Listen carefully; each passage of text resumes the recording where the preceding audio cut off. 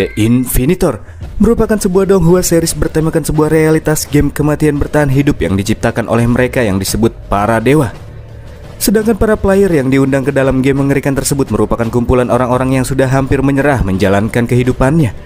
Cerita The Infinitor akan berfokus kepada seorang pria bernama Zhangja yang mendapatkan undangan misterius pada saat berada di titik terendah di dalam hidupnya. Namun itu jugalah yang akan menjadi sebuah awal dari perjalanan yang penuh dengan ketegangan yang harus ia lalui.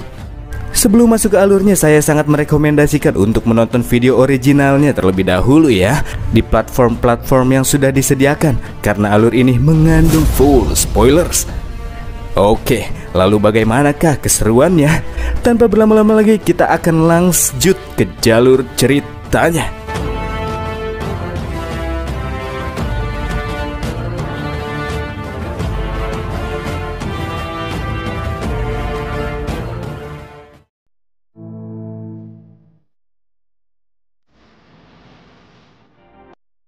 Di permulaan cerita kita akan diperkenalkan seorang pria muda pekerja kantoran biasa yang tengah berangkat menuju lokasi pekerjaannya. Dan dialah main karakter dari cerita ini yang bernama Zhangja.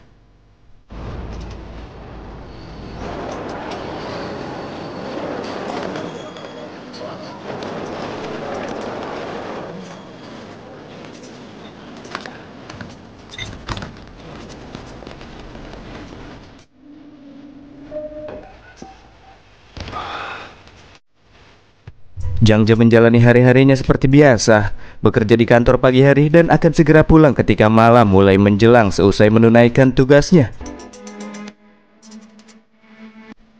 Tugas pun rampung dan Zhangja akan segera pulang. Namun sebelum itu ia mendapatkan sebuah panggilan dari sang ibunda yang menanyakan kabar sang anak. Ibunda agak khawatir dengan kondisi Zhangja yang selalu bekerja keras yang mengharuskannya duduk seharian. Namun terdapat suatu alasan lain dibalik sekedar menanyakan kabar, di mana ibunda bermaksud ingin menjodohkan anaknya dengan seorang anak wanita kenalannya. Zhangja pun kemudian menatap sebuah foto wanita berambut kecoklatan dan sedikit teringat akan kisah masa lalu bersama wanita tersebut. Meskipun wanita ini nampaknya sudah wafat, akan tetapi Zhangja hingga saat ini masih belum bisa melupakannya. Ya, MC yang satu ini enggak bisa move on dari bayang-bayang masa lalu. Oleh karena itulah ia mengabaikan perkataan ibunya dan tak lama kemudian menyudahi panggilan tersebut. 我先去工作了。 Ia juga setelahnya mendapatkan panggilan dari Pak Bos, di mana si Pak Bos memberikan sebuah laporan tugas baru untuknya dan itu harus dikirimkan jam 10 keesokan harinya. Namun setelah melihat data yang harus ia selesaikan, Zhangja mengatakan jika pekerjaan tersebut agak sedikit rumit dan kemungkinan akan membutuhkan waktu untuk bisa menyelesaikannya. Tapi seperti bos-bos ngeselin pada umumnya, si bos yang kali itu sedang bermain wadon tidak mau tahu sambil ia mengucapkan beberapa kata yang seakan-akan ingin memecat Zhangja jika ia berani mengabaikan tugas yang dia berikan. Hal ini tentu membuat MC cukup emosi, tapi supaya ia bisa makan nasi esok hari, mau tidak mau ia harus berusaha menyelesaikan tugas yang diberikan dan mengharuskannya lembur sampai tengah malam sambil dikejar-kejar deadline. Di saat itu pula seorang sapam yang kali itu bertugas shift malam datang menghampiri Zhangja yang masih melanjutkan pekerjaannya. Pak Sapam juga menyarankannya untuk segera pulang karena kesehatan itu lebih penting, ujarnya. Tak lama berselang betapa kagetnya Zhangja setelah melihat sebuah file yang dikirim oleh bosnya. Dan file tersebut berisikan surat pemutusan hubungan kerja. Ya, dia terkena PHK sepihak dan sudah kehilangan pekerjaannya. Padahal udah capek-capek lembur, tapi masih juga di PHK. Sial-sial.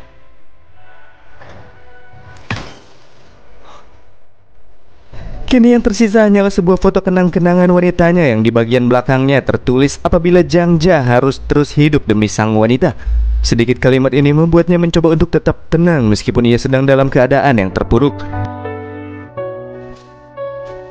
Tiba-tiba saja dari layar monitor muncul sebuah undangan yang berbunyi, "Apa kau ingin tahu arti hidup? Dan apakah kau benar-benar ingin terus hidup?" Berikut dengan dua pilihan yes or no. Meskipun Zhangja sedang terkena masalah yang bertubi-tubi menghampirinya, namun karena ia masih ingin melanjutkan hidup serta mengetahui arti di balik kehidupan, pada akhirnya ia pun memilih yes. Dan inilah yang menjadi sebuah awal dari kehidupan di luar nalar yang harus ia lalui selanjutnya.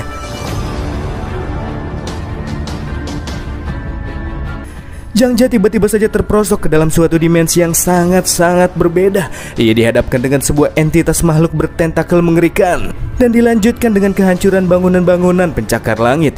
hingga akhirnya ia terkirim ke dalam kereta yang sedang melaju di siang hari. 欢迎乘坐不幸事件。这不是人去列车吗？刚才那些又是什么？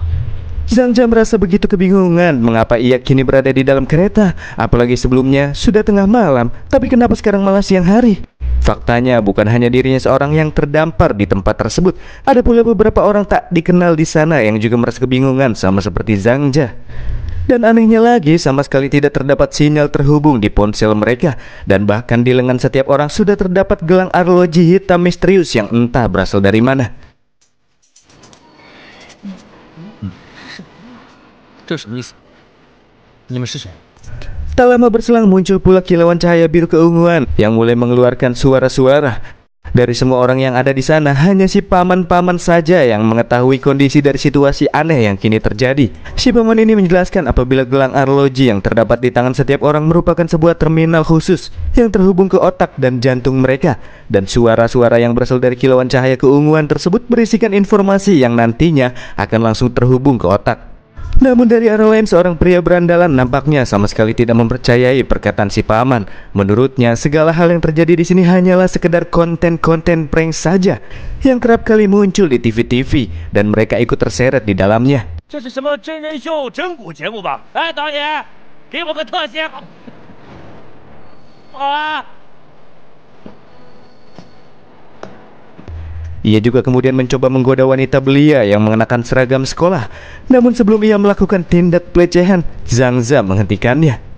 Merasa dirinya sudah dipermainkan oleh sutradara pembuat konten, pria berandal ini pun membanting gelang arloji di lengannya. Tapi di saat itulah ia langsung merasakan reaksi yang aneh, di mana jantungnya semakin lama semakin berhenti berpacu, sampai akhirnya ia pun mau cut secara misterius.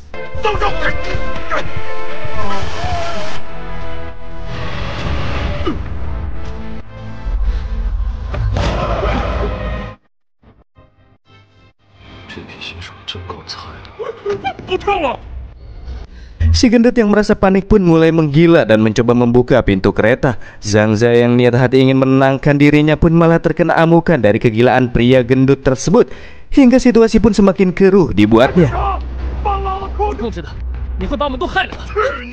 Tapi si paman yang tidak diduga memiliki pistol melakukan satu tembakan untuk meredam situasi. Lanjut ia menjelaskan setelah mereka semua menekan tombol yes, artinya mereka sudah menerima undangan. Dan sekarang mereka sudah terlempar dari dunia nyata. Sebagai orang-orang yang tidak memiliki arti hidup, tempat inilah yang akan menunjukkan betapa berharganya arti dari sebuah kehidupan, tuturnya. Sedangkan tugas yang harus semua orang lakukan sekarang adalah menang dari misi yang akan diberikan nantinya. Dan jika seseorang ingin kembali ke dunia nyata, mereka harus menjadi kuat terlebih dahulu agar mendapatkan penghargaan dari Raja para Dewa. Selain memungkinkan kembali ke dunia nyata, mereka juga bisa memperoleh kekuatan, kekuasaan, uang, ataupun segala sesuatu yang tidak bisa dijelaskan oleh akal sehat. Namun untuk mendapatkannya, seseorang harus bisa bertahan hidup terlebih dahulu.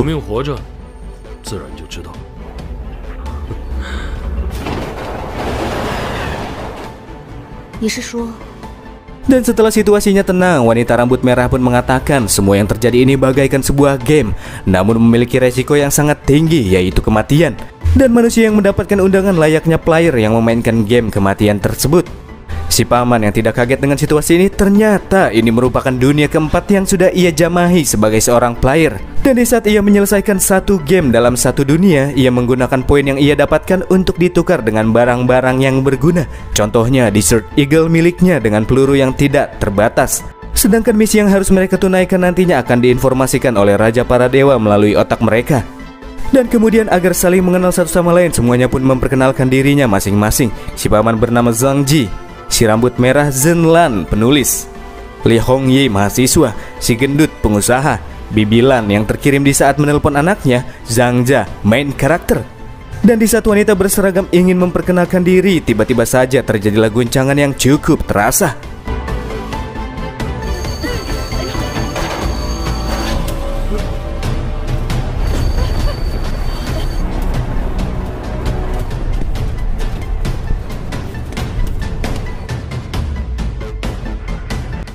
Si paman pun kemudian mengecek situasi, dan di saat itulah Dari luar kereta terlihat sebuah tangan mengerikan yang sangat aneh dan membuat merinding.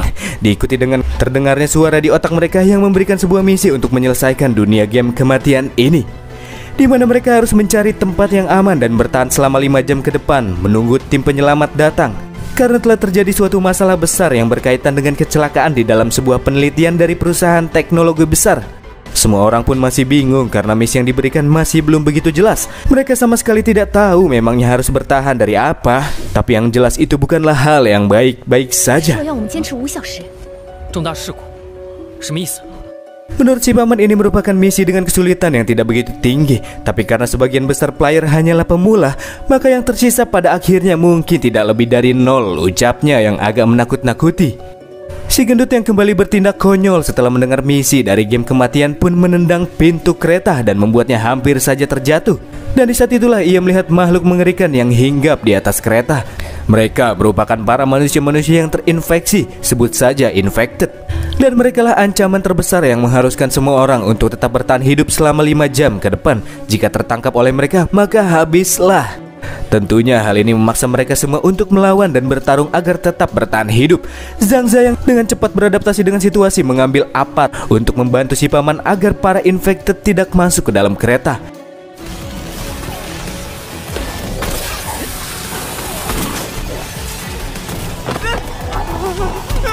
Zenlan mengambil pipa besi sebagai senjata untuk melawan infected yang mulai menerobos masuk ke dalam kereta. Begitu pula dengan Li Hongyi si kacamata yang memaksakan dirinya untuk melawan makhluk tersebut dengan pipa besi.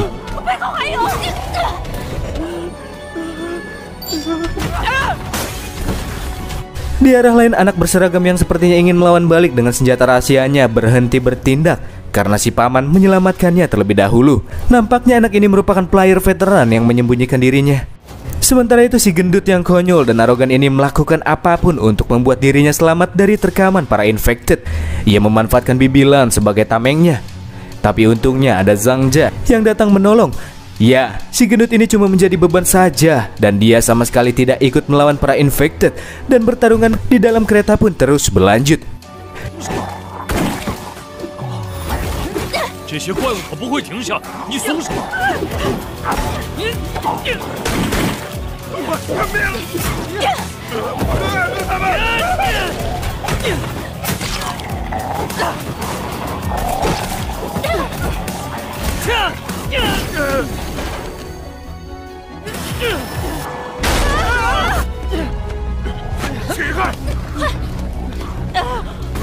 ！Hingga akhirnya kereta pun berhenti di sebuah stasiun. Semua orang pun lantas keluar dari dalam kereta yang benar-benar sudah tidak aman lagi.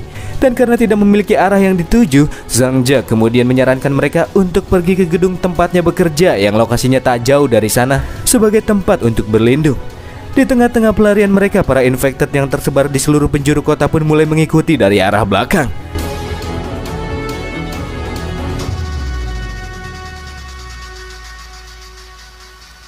Sampai akhirnya tibalah di gedung tempat Zhang Za bekerja. Namun terjadi masalah lain di mana sistem pintu keamanan sedang tidak aktif. Tentu kondisi ini semakin membuat mereka panik. Di dalam bangunan tersebut juga nampak terlihat si Pak Sapam yang bersembunyi. Dan dia tidak mau membuka pintu masuk yang dikunci dari dalam melalui program. 是我，开门，快开门呐！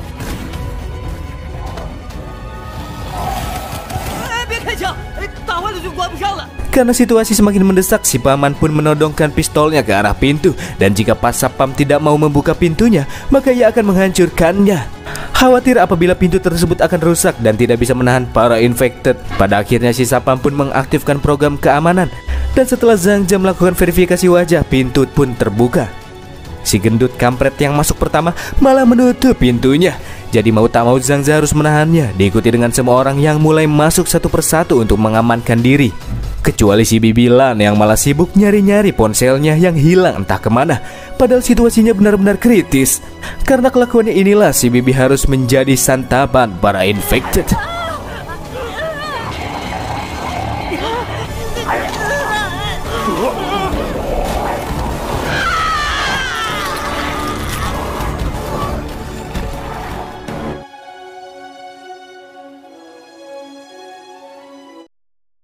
Sebuah kecelakaan besar yang diakibatkan karena penelitian dari sebuah perusahaan menyebabkan semua area lokasi ditutup. Para player yang mengikuti game kematian diharuskan untuk berlindung di tempat yang aman, bertahan selama 5 jam ke depan sambil menunggu datangnya para tim penyelamat.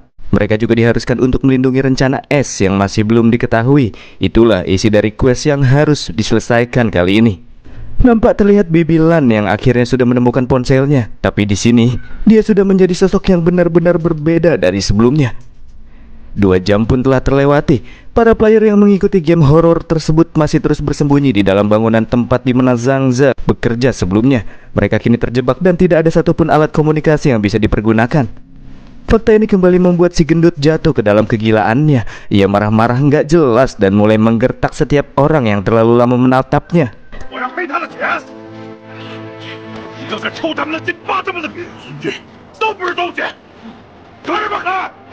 Zhang Ze pun kembali mencoba menenangkannya seperti sebelumnya, tapi bukannya sadar, dia malah jadi semakin gila dan mencekik sang MC. Dan sekali lagi, Zhang Ji harus menembakkan pistol ke arahnya untuk membuat si gendut kembali diam. Sambil menodongkan pistol ke tempurung kepala si gendut, Zhang Ji juga mengatakan meskipun Raja Para Dewa menetapkan apabila sesama player tidak boleh saling bunuh, namun Zhang Ji akan memastikan timah panas bisa langsung bersarang di kepala si gendut jika ia kembali berbuat sesuatu yang mengancam nyawa player lainnya. Si gendut pun langsung kalem setelahnya.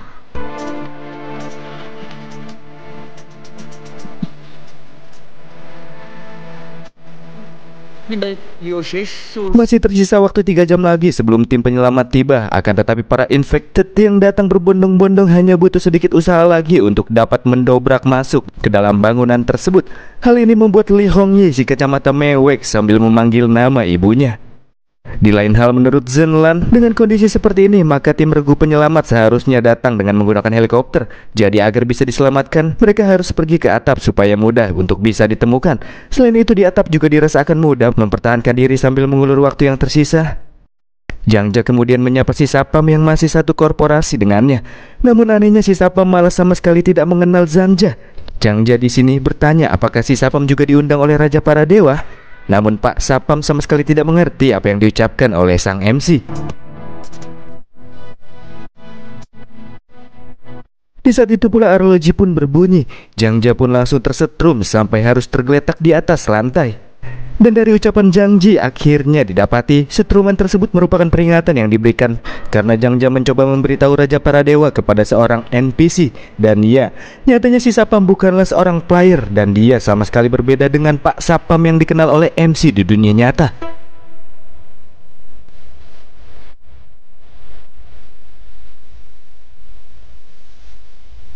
Sambil memainkan pistolnya, Zhang Ji kemudian meminta penjelasan dari situasi yang terjadi kepada si Sapam. Dan dijelaskanlah olehnya. Sebelumnya ketika dia sedang berkeliling, tiba-tiba saja Pak Sapam mendengar suara jeritan diikuti dengan sekelompok orang yang berlarian seperti orang gila karena mereka dikejar-kejar oleh para monster. Sedangkan asal dari para monster-monster ini menurutnya mereka semua adalah para manusia yang terkena dampak dari perusahaan ini yang terlibat dalam penelitian ilmiah.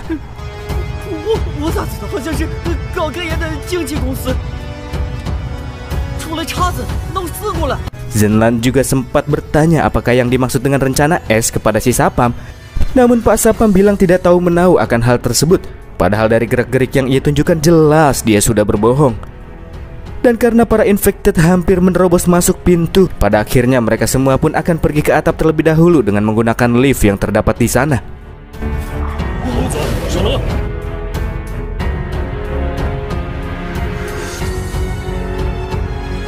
Tapi sebelum itu Zhang Ji yang sadar apabila Pak Sapam ini hanya pura-pura jujur sebelumnya dan dia sudah menyembunyikan sesuatu dari semua orang. Dia ini adalah orang yang dianggap berhati iblis. Oleh karena itulah Zhang Ji tak akan membiarkannya naik begitu saja. Dan agar dirinya bisa ikut selamat, Pak Sapam kemudian mengatakan di ruang atas terdapat kunci dengan kata sandi dan sekarang hanya dia seoranglah yang bisa mengetahuinya. Jadi jika dia tidak di bawah, maka semua orang akan terjebak di tempat ini. Karena tak ada pilihan lain, pada akhirnya ia pun diperbolehkan ikut meskipun Zhang Ji rada nggak ikhlas.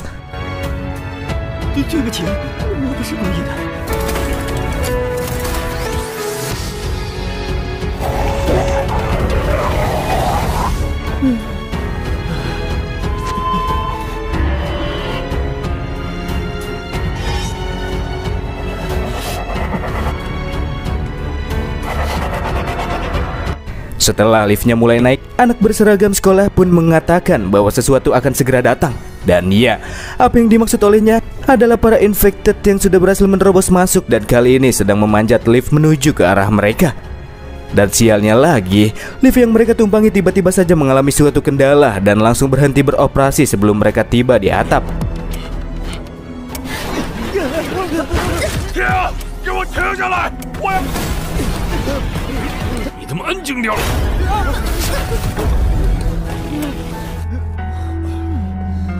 Hal ini memaksa mereka untuk membuka pintu atas lift dan bergerak pergi secara manual ke atap tanpa menggunakan lift tersebut. Setelah Zhang Ji yang pertama naik ke atas sambil mengecek situasi, selanjutnya si gendut yang memiliki tingkat egoisme yang tinggi minta naik setelahnya. Zhang Ji yang sudah sangat jengkel pun kembali menghentikannya dan dia hampir tertabok. Tapi si gendut lupa kalau masih ada Zhang Ji yang mengawasinya, dan si gendut pun langsung ngalah setelahnya. Zhang Ji mendahulukan para ladies yang naik terlebih awal, dan setelahnya barulah para pria.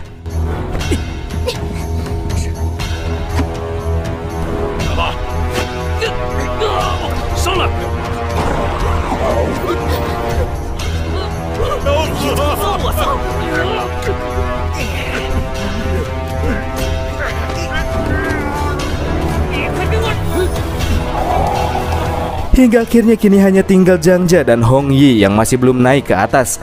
Tapi para infected yang mengejar kini telah menyusul mereka. Pertarungan yang terjadi di atas lift pun menyebabkan guncangan yang dirasakan oleh Zhang Ji dan si kacamata yang masih berada di dalam lift. Zhang Ji kemudian menyemangati si kacamata yang cengeng dan kemudian membantunya untuk naik.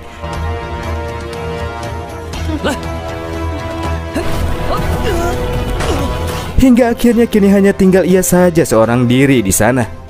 Janlan yang sudah memanjat tangga di bagian dinding pun mengkhawatirkan Zhang Ji yang masih belum keluar dari lift. Karena ia berhenti sejenak, ia pun didesak oleh si gendut dan si sapam di bawahnya untuk terus naik sebelum para infected menyusul mereka. Zhang Ji sendiri masih sedikit kesulitan naik karena guncangan yang diakibatkan pertarungan Zhang Ji melawan para infected sambil menunggu MC keluar dari lift. Di sisi lain si kacamata yang naik tangga di posisi paling bawah akhirnya tertangkap oleh infected yang sudah menyusul. Saking paniknya ia pun langsung memegang kaki si gendut, dan si gendut yang pegangannya rusak juga memegang kaki si sapam agar tidak terjatuh ke bawah.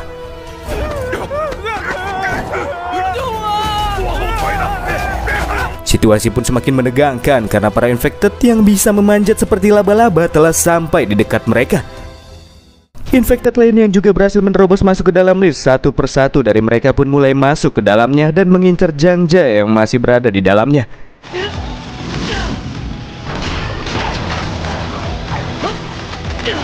Karena beban yang harus ditampung oleh lift terlalu over, pada akhirnya tali baja yang menahan lift tersebut pun putus dan mengakibatkan liftnya terjatuh. Sedangkan Zhang Ji berhasil melompat dan meraih tali baja yang sebelumnya menahan lift yang terputus.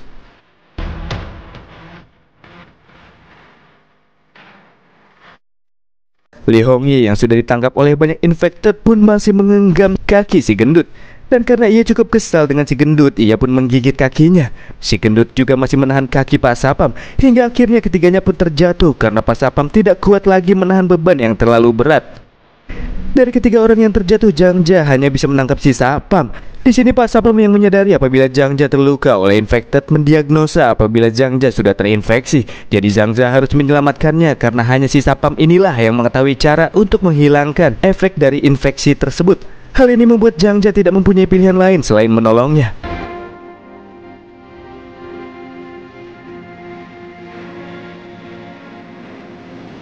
Zhang Ji yang hanya berpegangan dengan satu tangan saja pun akhirnya tidak lagi mampu untuk bertahan.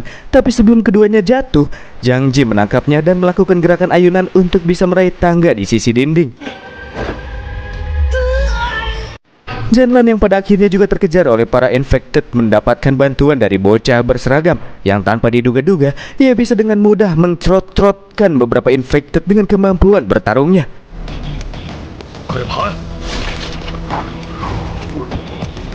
Sambil mengatakan dirinya tidak ingin bekerja sama dengan orang yang tak berguna, ia pun langsung naik ke atas dengan melompat seperti seorang ninja assassin. Kini yang tersisa hanya Zhang Ji, Zhenlan, Zhang Ji, dan Pak Sapam saja. Mereka juga sudah tiba di atas ruangan yang diberitahukan oleh Pak Sapam sebelumnya. Tepat di hadapan mereka juga terdapat pintu masuk menuju lab penelitian Bramble Teknologi. yang menjadi dalang di balik munculnya para infected. Setelah masuk ke dalamnya, langsung terlihat sebuah pemandangan yang begitu mengerikan. Di dalam tabung-tabung inkubasi terlihat para manusia yang dijadikan sebagai kelinci percobaan dan telah berubah menjadi makhluk yang sangat berbeda. Sementara itu si Sapam NPC diam-diam berpisah dari ketiga player. Tak lama berselang, Zhang Jia kemudian merasakan sedikit reaksi yang diakibatkan oleh infeksi, namun dia masih bisa menahannya.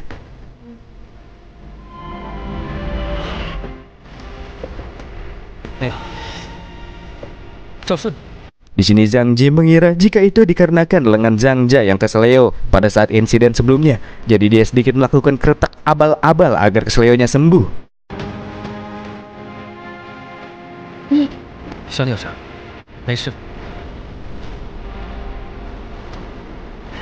Menurut Zhang Ji, jika perusahaan ini adalah dalang utamanya, maka Raja Para Dewa akan memberikan beberapa petunjuk di tempat yang tidak terduga. Jadi untuk sekarang mereka harus pergi menelusuri tiap lokasi untuk mencari barang-barang penting yang ada kaitannya dengan misi kali ini. Zhang Jia yang kepalanya mulai merasa keliengan mengingat ucapan si Pak Sapam yang mengatakan apabila dirinya sudah terinfeksi. Merasa itu benar adanya, Zhang Jia menganggap apabila ini semua akan menjadi akhir dari hidupnya. Ia pun setelahnya membeberkan apabila ia terluka oleh infected dan kemungkinan besar ia sudah terinfeksi. Jadi sebelum ia berubah menjadi monster seperti zombie di film-film, Zhang Jia meminta Zhen Lan untuk segera menjauhinya. Dari arah lain, Zhang Ji juga sudah bersiap untuk melepaskan tembakannya ke arah sang MC. 没有别的办法了吗？ 我们还是离我远点吧。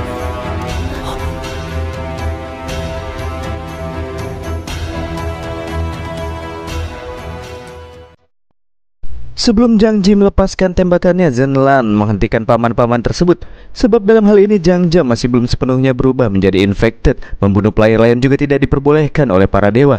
Apalagi mereka sekarang cuma bertiga, jadi kekuatan Zhang Jia masih sangat dibutuhkan untuk dapat bertahan hidup demi menyelesaikan misi ini. Dan jika memang benar Raja Para Dewa bisa mengabulkan hal-hal yang tidak memungkinkan, seharusnya ia juga bisa membuat Zhang Jia pulih setelah menyelesaikan misi ini menurut wanita tersebut. Sambil melepaskan todongannya ke arah Zhang Jia, si paman juga membenarkan perkataan Zhen Lan. Dan bahkan jika hanya tersisa kepalanya saja, Raja Para Dewa juga bisa memulihkan Zhang Jia. Bagi si paman di dalam The Infinitor alias dunia tanpa batas ini hanya ada pemenang dan pecundang. Jadi demi mencapai tujuannya, ia akan dengan senang hati memanfaatkan kedua pemula ini. Selain itu di sini Zhang Jia juga sempat meminta kepada si paman untuk menembaknya saja jika ia benar-benar sudah terinfeksi sepenuhnya. Dan setelahnya mereka pun kembali mencari beberapa petunjuk yang berguna. Di tengah-tengah pencarian mereka, Zhang Jia sempat menanyakan identitas sebenarnya dari mereka yang disebut dengan Raja Para Dewa. Menurut perspektif Zhang Ji, pada awalnya ia beranggapan jika Raja Para Dewa merupakan semacam AI kecerdasan tinggi yang mengatur dunia ini.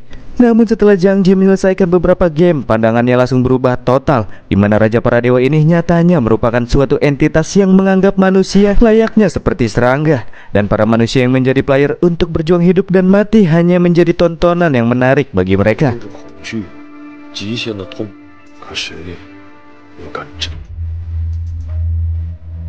Di dalam dunia tanpa batas akan ada dunia selanjutnya, dan selanjutnya, dan selanjutnya lagi. Dan setelah memasukinya, seseorang tidak bisa kembali begitu saja. Namun selama masih bernafas, manusia akan selalu memiliki sebuah harapan. Jadi para player yang sudah memasuki dunia tanpa batas ini masih mempunyai harapan untuk bisa kembali ke dunia nyata. Zhang Ji juga menjelaskan akan ada hadiah 1000 poin setiap para player bisa menuntaskan satu dunia game. Dan di dalam satu dunia tersebut, selain terdapat misi utama, terdapat pula submission serta petunjuk yang memungkinkan mereka untuk bisa mendapatkan poin tambahan. Namun jika gagal menjalankannya, akan ada konsekuensi yang harus ditanggung oleh para player. Poin yang nantinya mereka dapatkan setidaknya harus ditukarkan dengan beberapa skill dan kekuatan agar bisa melanjutkan game-game kematian yang akan muncul selanjutnya.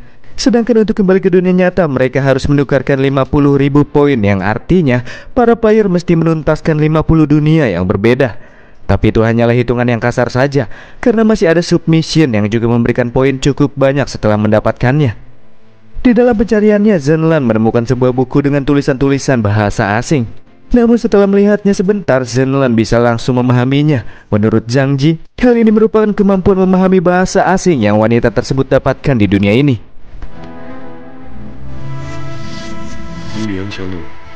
Dan setelah dibaca, diketahui buku tersebut merupakan catatan dari Dr. Ossart yang berisikan terkait dengan sebuah penemuan hebat yang mampu mengubah gen manusia, di mana penemuan ini juga mampu membuat tubuh manusia beregenerasi, menyembuhkan kanker, dan bahkan memperpanjang masa hidup seorang manusia. Tentunya penemuan hebat tersebutlah yang pada akhirnya menyebabkan malapetaka besar yang kini terjadi. Dan setelahnya pencarian pun terus berlanjut.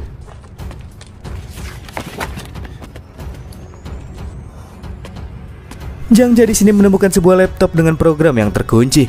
Namun sistem operasi yang terdapat di dalamnya sangat mirip dengan sistem yang sebelumnya sempat ia kerjakan. Menurut Zhang Jia, mungkin ini adalah keisengan yang dibuat oleh para dewa. Dan di dalam laptop tersebut seharusnya terdapat petunjuk yang sangat penting. Jadi bagaimanapun juga, Zhang Jia harus mencari tahu kata sandi untuk dapat membukanya.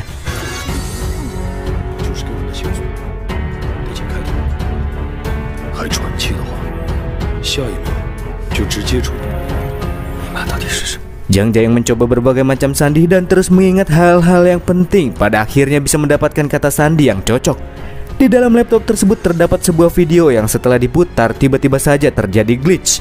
Dan nyatanya itu merupakan video proyeksi yang ditinggalkan oleh seorang peneliti yang ikut andil dalam kecelakaan dalam penelitian di perusahaan ini. Dikatakan olehnya, apabila yang sudah mereka ciptakan merupakan virus bermutasi yang menyebar melalui cairan dan menyebabkan infeksi. Ia juga meminta kepada siapapun yang menemukan video tersebut untuk segera mencari seseorang bernama Dr. Ossard, karena dialah yang sudah menyimpan rencana S. Dan video pun berakhir ketika si peneliti diterkam oleh para infected.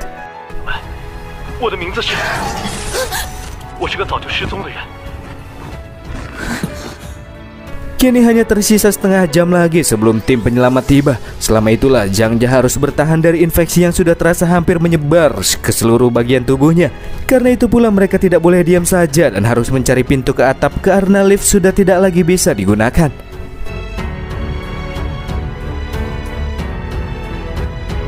Ketiganya pun kemudian menyusuri lorong-lorong ruangan gelap hingga akhirnya menemukan sebuah lorong satu arah yang terlihat begitu mencolok dan kayaknya nih tempat gak asing deh.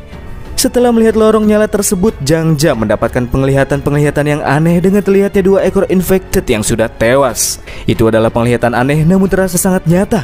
Dan setelahnya mereka pun kembali melakukan penelusuran dengan melewati lorong aneh tersebut.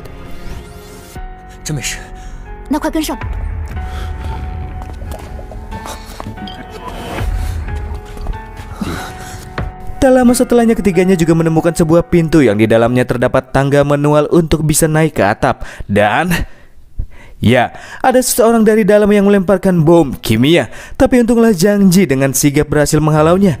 Setelah mengungkapkan bahwa ketiganya bukanlah monster, seseorang di balik pintu pun mulai berbicara. Dan di saat ketiganya masuk, mereka pun langsung dihadapkan dengan beberapa mayat manusia dan 1 mayat monster. Di sudut ruangan nampak pula terlihat seorang pria tua yang masih hidup.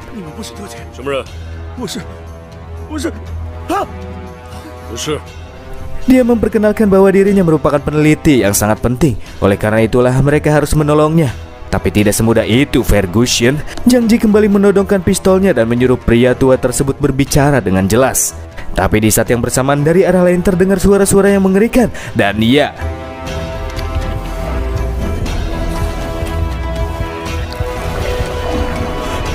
itu adalah suara yang berasal dari beberapa infected, namun dengan jenis yang berbeda dari sebelumnya. Mereka lebih berotot, tidak seperti sebelumnya yang kurus-kurus. Dan mereka merupakan hasil pergabungan antara manusia dan hewan buas. Zhang Jia kemudian mengambil pistol yang tergeletak di lantai agar bisa berkontribusi melawan para monster tersebut. Dan terjadilah aksi tembak-menembak. Karena ini menjadi pertama kali bagi MC menggunakan tembakan, Zhang Jia melihat tembakan MC yang banyak tidak kenanya, cuma buang-buang peluru saja. Ya, namanya juga pemula.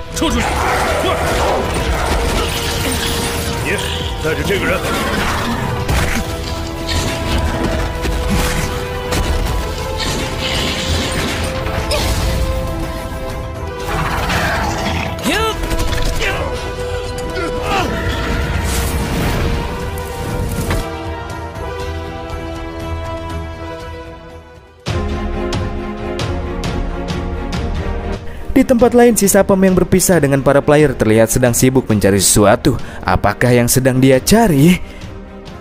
Kita kembali ke sisi Zhang Jia dan yang lainnya, di mana mereka terlihat masih memikirkan cara untuk naik ke atap. Karena sekarang lift sudah rusak dan tangga manual juga sudah tidak bisa lagi digunakan karena banyak monsternya. Selain itu di sini Zhang Jia juga sedikit menyalahkan si dokter dan perusahaannya yang merupakan dalang di balik semua tragedi mengerikan ini. Tapi si dokter membela diri karena baginya apa yang sudah dia dan perusahaannya lakukan semuanya untuk umat manusia berevolusi dan demi masa depan. Ucapan si dokter bagaikan omong kosong bagi si paman yang sadar apabila dokter ini juga sedang menyembunyikan sesuatu. Tapi di saat itu pula kembali muncul para monster-monster sebelumnya yang mengejar mereka sampai ke ruangan ini.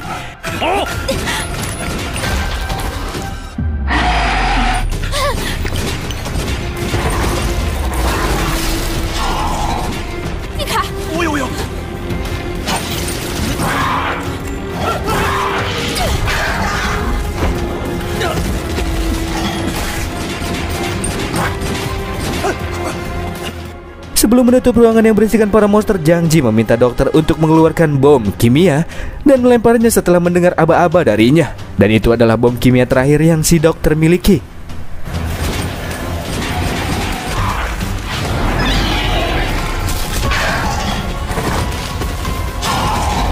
Ketika semuanya sudah bersiap menutup ruangan tersebut yang dipenuhi oleh para monster, si dokter pun melemparkan bomnya yang kemudian dipantik dengan tembakan Zhang Ji hingga terjadilah ledakan asam yang memenuhi ruangan tersebut. Di tengah-tengah pelarian mereka nampak terlihat pula si Sapam dari arah lain yang kemudian dikagetkan oleh kemunculan infected. Meskipun bisa lolos, namun si Sapam malah membuat mereka menjadi kejar-kejaran oleh para monster. Di lorong mencolok sebelumnya, sang dokter mengaktifkan perintah keamanan yang terdapat di dalam ruangan tersebut. Setelah aktif, pintu di belakang mereka tertutup rapat, sedangkan pintu di ujung jalan perlahan mulai menutup. Di ruangan ini terdapat AI yang akan mengaktifkan sistem pertahanannya sendiri ketika mendeteksi adanya tanda-tanda bahaya. Karena keberadaan infected dianggap berbahaya, sistem perintah pun aktif dengan munculnya laser sunat yang mampu memotong-motong daging-daging keras dengan mudah.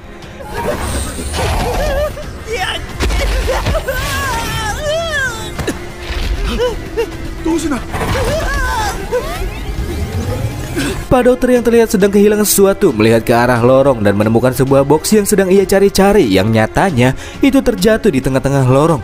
Ia pun pergi kembali untuk mengambil benda tersebut dan menghiraukan keselamatannya sendiri. Tapi di saat itulah secara tidak sadar Zhang Ji mampu bergerak wush dan menyelamatkan sang dokter dari laser yang bisa bergerak berbeda arah.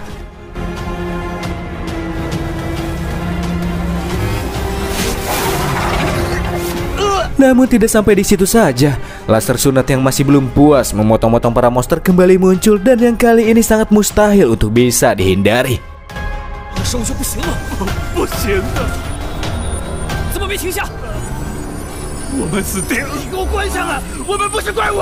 Tapi sebelum laser tersebut memotong-motong keduanya, sistem pertahanan yang tidak lagi mendeteksi adanya bahaya pun berhasil dinonaktifkan oleh si dokter. Setelah insiden tersebut muncul cahaya di jari Zhang Ji berikut dengan terdengarnya suara di otaknya yang mengatakan apabila MC sudah melakukan peningkatan mental dan mendapatkan 500 poin, statistik mentalnya naik sebanyak 20 poin dan respons sarafnya naik sebanyak 30 poin. Dan karena ia sudah menyelamatkan karakter penting di dunia ini, Zhang Ji juga mendapatkan tambahan 5000 poin sebagai imbalan telah menyelesaikan submission tanpa dirinya sadari. Dan karena tidak memiliki banyak waktu untuk terus merenung, semuanya pun kembali mencari tempat yang aman. Hingga akhirnya mereka pun tiba di ruang kontrol utama. Menurut sang dokter, tempat ini merupakan tempat yang paling aman karena berada di bawah pengawasan AI canggih yang dimiliki oleh perusahaan ini. Oleh karena itulah, mereka harus menunggu di sini sampai tim penyelamat tiba. Dokter yang mengaku sebagai Dokter Osart ini yakin apabila tim penyelamat bisa menemukan mereka di dalam ruangan ini, karena di dalam tubuh si dokter terdapat sistem pelacak. Namun Zhang Ji sadar jika si dokter sedang berbual, karena yang para tim penyelamat cari bukanlah dirinya, melainkan rencana S.